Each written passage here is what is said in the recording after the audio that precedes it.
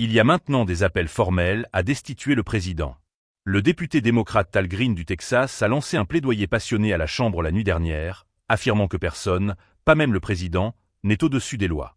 Je me lève aujourd'hui, Monsieur le Président, pour appeler à la destitution du président des États-Unis d'Amérique pour obstruction à la justice.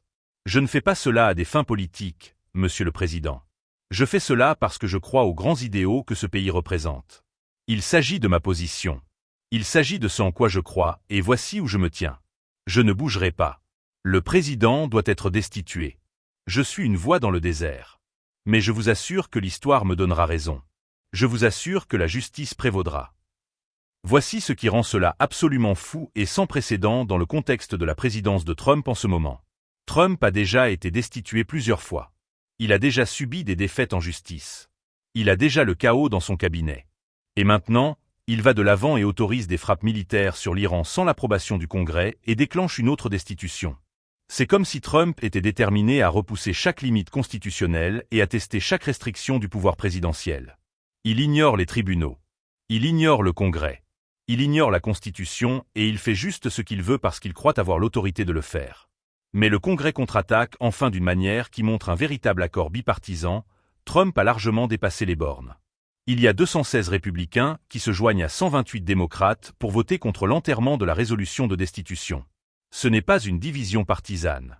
C'est un large consensus que ce qu'a fait Trump était mal.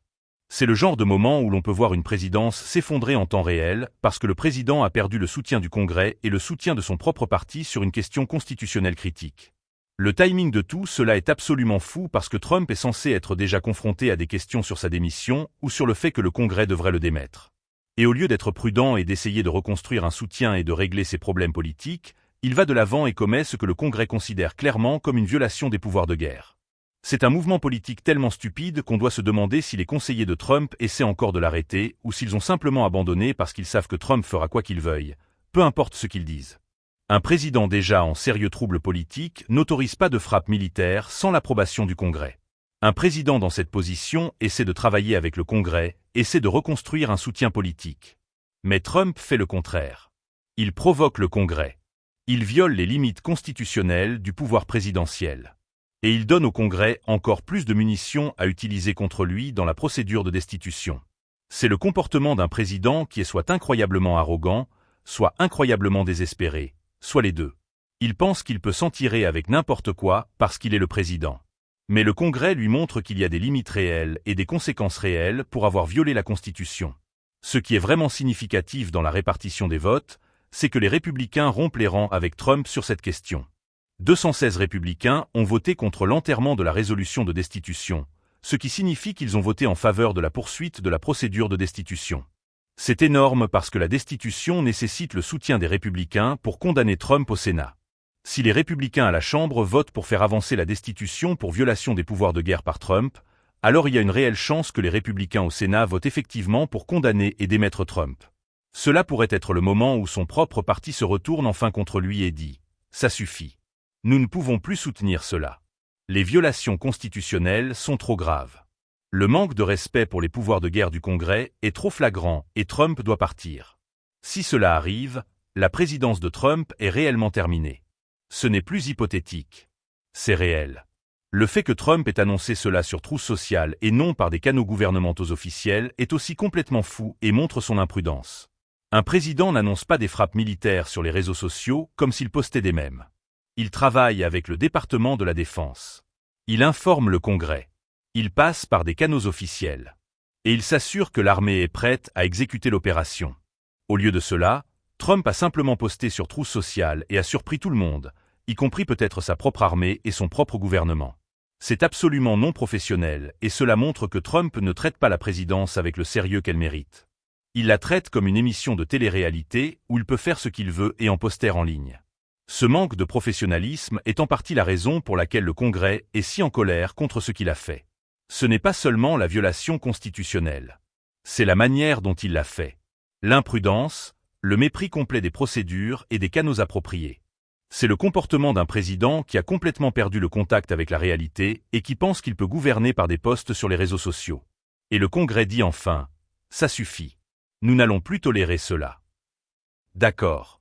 Approfondissons les spécificités de ce qu'a fait Trump et pourquoi le Congrès considère cela comme une violation constitutionnelle aussi grave. Un avertissement. Trump a autorisé des frappes militaires sur des installations nucléaires iraniennes sans obtenir d'abord l'approbation du Congrès. Selon la Constitution, le Congrès a le pouvoir de déclarer la guerre et d'autoriser une action militaire. Le président peut prendre une action militaire en cas de légitime défense immédiate ou d'urgence. Mais pour des opérations militaires soutenues, le président est censé obtenir d'abord l'autorisation du Congrès. Apparemment, Trump pensait qu'il n'avait pas besoin de l'approbation du Congrès pour frapper les installations nucléaires iraniennes, et il a quand même ordonné les frappes. C'est un défi direct à l'autorité constitutionnelle du Congrès et une affirmation que le président a le pouvoir de faire la guerre sans l'approbation du Congrès. Quand le Congrès voit cela se produire, il doit réagir parce que sinon, il abandonne essentiellement son pouvoir constitutionnel de déclarer la guerre. C'est pourquoi la destitution est la réponse appropriée. Trump a fondamentalement contesté le rôle constitutionnel du Congrès pour décider quand l'Amérique entre en guerre.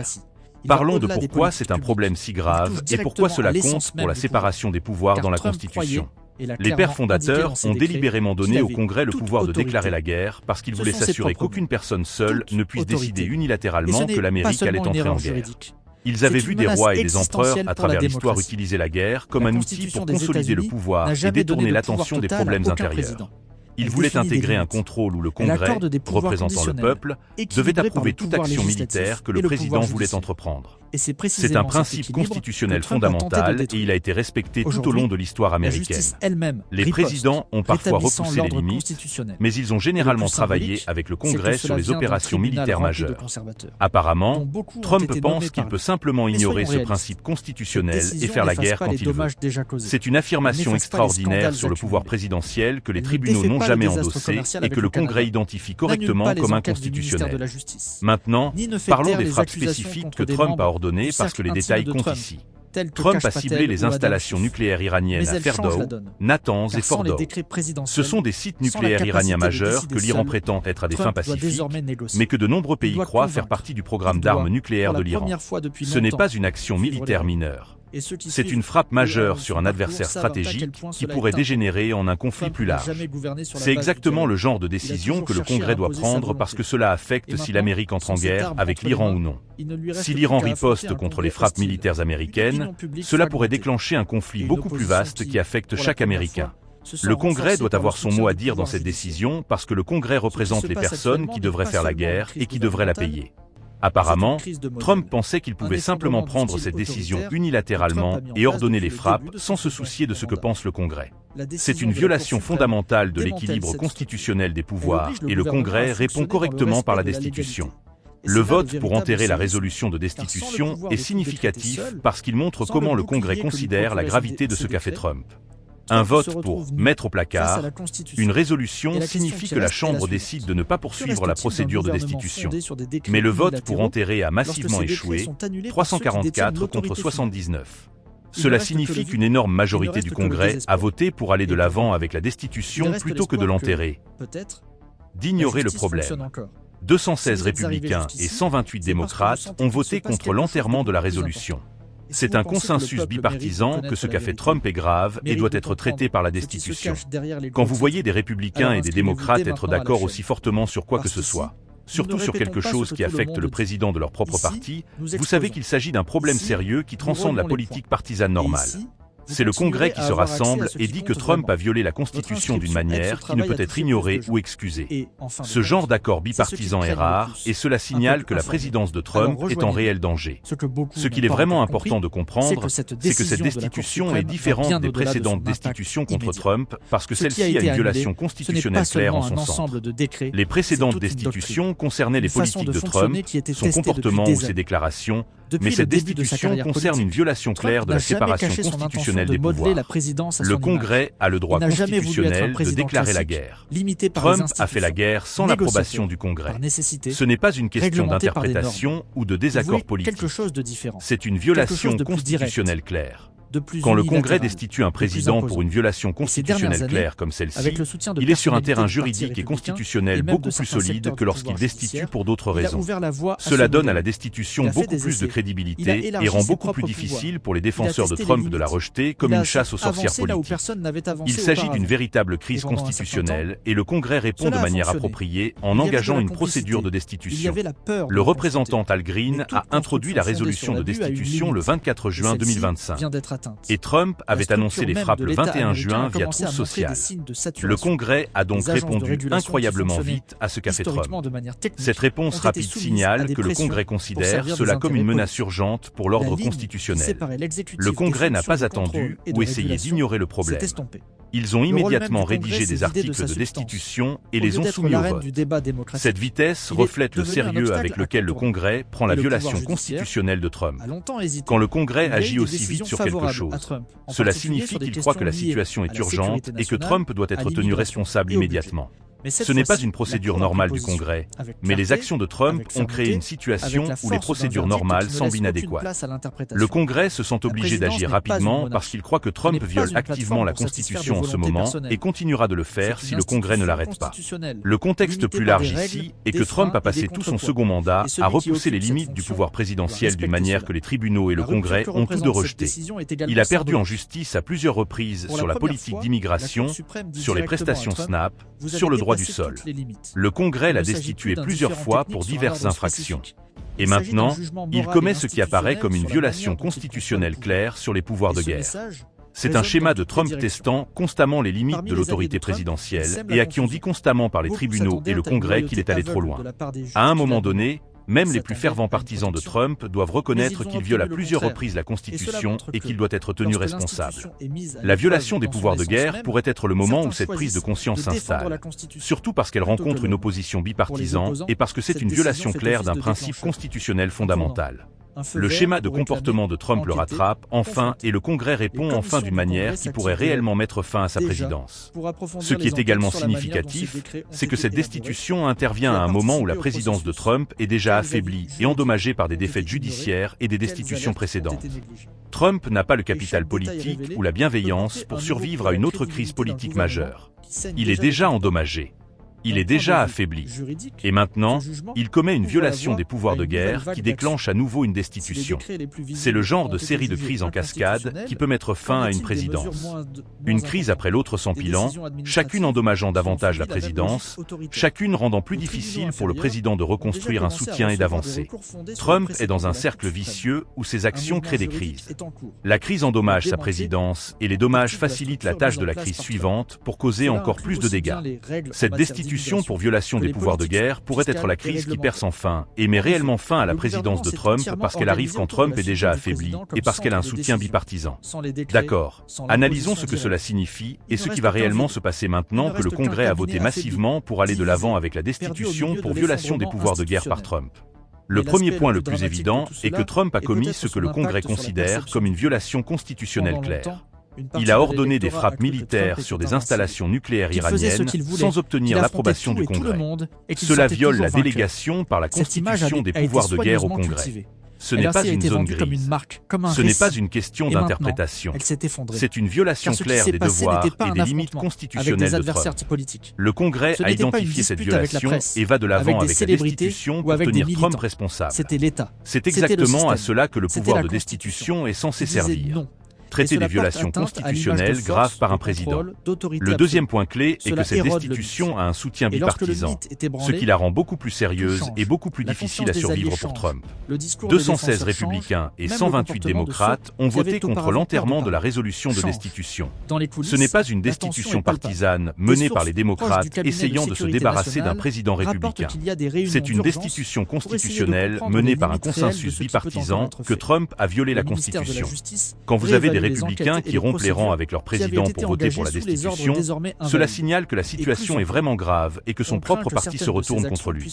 C'est le genre de soutien qui pourrait réellement conduire à une condamnation et une destitution au Sénat parce que si suffisamment de républicains à la Chambre votent pour la destitution, alors suffisamment de républicains au Sénat pourraient voter pour condamner. Maintenant, Parlons de la suite parce que c'est là que les choses deviennent vraiment critiques pour l'avenir politique de Trump. La destitution ira probablement au Sénat pour un procès. Les démocrates du Sénat présenteront des arguments pour expliquer pourquoi Trump devrait être condamné et destitué. Les républicains du Sénat devront décider de voter pour la condamnation ou l'acquittement. Si suffisamment de républicains du Sénat votent pour la condamnation, Trump sera destitué de ses fonctions. C'est une dynamique différente des précédentes destitutions de Trump parce que celle-ci a un soutien républicain significatif à la Chambre. Si les républicains de la Chambre rompent les rangs pour voter pour la destitution sur une violation des pouvoirs de guerre, cela suggère que les républicains du Sénat pourraient aussi être disposés à voter pour condamner sur cette même violation. Son propre parti pourrait finalement le démettre si la violation constitutionnelle est assez claire et si la pression politique est assez forte. Ce qu'il est vraiment important de comprendre, c'est que cette violation des pouvoirs de guerre est différente des précédentes controverses de Trump parce qu'elle touche à quelque chose dont le Congrès se soucie profondément. Le pouvoir constitutionnel du Congrès de déclarer la guerre. Le Congrès est jaloux de ses pouvoirs de guerre. Le Congrès ne veut pas que le président puisse faire la guerre sans l'approbation du Congrès. C'est quelque chose pour lequel le Congrès se battra et qu'il protégera parce qu'il s'agit du rôle constitutionnel du Congrès.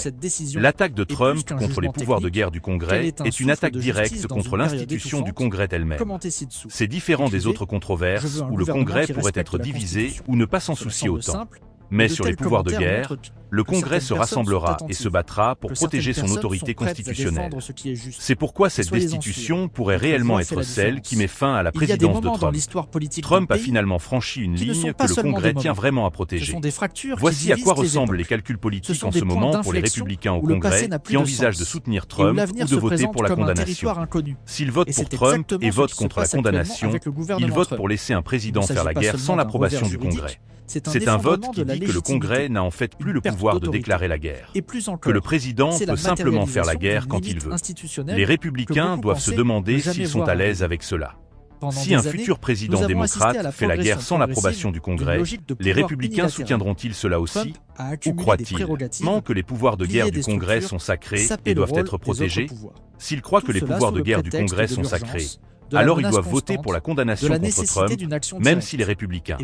C'est le genre de calcul-principe contrepartie que certains républicains pourraient bien faire, surtout les républicains qui se soucient de la gouvernance constitutionnelle. Ce que Trump pensait probablement quand il a ordonné ces frappes n'est pas clair. Mais il semble qu'il pensait avoir l'autorité en tant que président d'ordonner des frappes militaires sans l'approbation du Congrès. Peut-être pensait-il que la guerre contre le terrorisme lui donnait une autorité totale pour mener des opérations militaires quand il le voulait. Peut-être pensait-il que l'Iran est si menaçant qu'il n'avait pas besoin de consulter le Congrès. Peut-être pensait-il simplement qu'il pouvait faire ce qu'il voulait parce qu'il est le président. Quoi qu'il ait pensé, c'était clairement faux et clairement en violation de la Constitution. Le Congrès l'appelle à juste titre à l'ordre et le Congrès va de l'avant avec la destitution pour le tenir responsable. L'affirmation de Trump, selon laquelle il a l'autorité unilatérale de faire la guerre, est rejetée par une majorité bipartisane du Congrès et ce rejet aura des conséquences sérieuses pour sa présidence. Maintenant, parlons de ce qui se passe si Trump est effectivement condamné et destitué. Ce serait un moment extraordinaire dans l'histoire américaine. Un seul président a jamais été destitué par une condamnation, et c'était Andrew Johnson dans les années 1860. Trump serait le deuxième président jamais destitué par condamnation. Ce serait un moment traumatisant pour le pays. Mais cela pourrait être nécessaire si Trump a vraiment violé la Constitution d'une manière que le Congrès ne peut tolérer. Si Trump a ordonné des frappes militaires sans l'approbation du Congrès et que le Congrès a voté pour le démettre à cause de cette violation, alors le Congrès défendrait la Constitution et la séparation des pouvoirs. Ce serait le Congrès faisant son travail, même si cela signifie démettre un président. Ce qu'il est également important de comprendre, c'est que même si Trump n'est pas condamné et destitué, le processus de destitution lui-même causera de graves dommages à sa présidence. Le procès exposera tous les arguments de Trump sur son autorité à faire la guerre sans l'approbation du Congrès. Le Congrès présentera des arguments sur les raisons pour lesquelles cette autorité viole la Constitution. Le peuple américain regardera ce débat et se formera une opinion sur le fait que Trump agit de manière approprié ou non. Beaucoup de gens décideront que Trump a violé la Constitution et qu'il aurait dû obtenir l'approbation du Congrès pour les frappes. Ces dommages à la crédibilité et à la position politique de Trump seront réels, même s'il est acquitté au Sénat. La présidence de Trump est déjà endommagée par des défaites en justice et des destitutions précédentes. Maintenant, elle sera encore plus endommagée par une destitution pour violation des pouvoirs de guerre qui a une large opposition bipartisane. La question fondamentale à laquelle nous sommes confrontés en ce moment est de savoir si la présidence de Trump peut survivre à cette crise ou si c'est finalement la crise qui y met fin. Trump a survécu à des destitutions précédentes. Il a survécu à des défaites en justice. Il a survécu au chaos dans son cabinet. Mais il pourrait ne pas survivre à une violation des pouvoirs de guerre qui déclenche une destitution avec un fort soutien bipartisan. C'est le genre de violation constitutionnelle que le Congrès prend au sérieux. Et c'est le genre de destitution qui pourrait réellement conduire à une condamnation et une destitution. La présidence de Trump tient à un fil en ce moment. Et cette destitution pour violation des pouvoirs de guerre pourrait être le fil qui se brise enfin. Le vote à la Chambre a été écrasant, 344 contre 79, contre l'enterrement de la résolution de destitution. Ce n'est pas un vote serré. C'est un glissement de terrain qui signale un large consensus que ce qu'a fait Trump était inacceptable et doit être traité par la destitution. C'est le genre de vote écrasant qui pourrait se traduire par une condamnation au Sénat si suffisamment de sénateurs estiment que la violation constitutionnelle est suffisamment grave. Alors, quelle est la conclusion que vous devez comprendre sur ce qui se passe avec la présidence de Trump en ce moment? Pendant ce temps, Trump a ordonné des frappes militaires sur l'Iran sans obtenir l'approbation du Congrès, ce qui a violé le pouvoir constitutionnel du Congrès de déclarer la guerre. Le Congrès a répondu par la destitution. Le vote pour aller de l'avant avec la destitution a été écrasant et bipartisan avec 216 républicains et 128 démocrates votant pour faire avancer la destitution. Cela indique que son propre parti rompt les rangs avec lui sur cette question. La destitution se dirige vers un procès au Sénat, où Trump pourrait potentiellement être condamné et destitué. Même si Trump survit au procès du Sénat, sa présidence a été sévèrement endommagée par le processus de destitution et par le consensus bipartisan qu'il a violé la Constitution. La présidence de Trump pourrait réellement se terminer non pas à cause des tribunaux ou à cause des destitutions précédentes, mais parce qu'il a commis une violation des pouvoirs de guerre que le Congrès ne pouvait ignorer. C'est un moment critique pour la présidence de Trump, et les prochaines semaines et mois détermineront si sa présidence peut survivre à cette crise constitutionnelle ou si elle s'effondre finalement sous le poids des crises accumulées et des violations constitutionnelles. Ce n'est pas un lieu pour les tyrans, ce n'est pas un trône, ce n'est pas une scène pour les vanités absolues, c'est une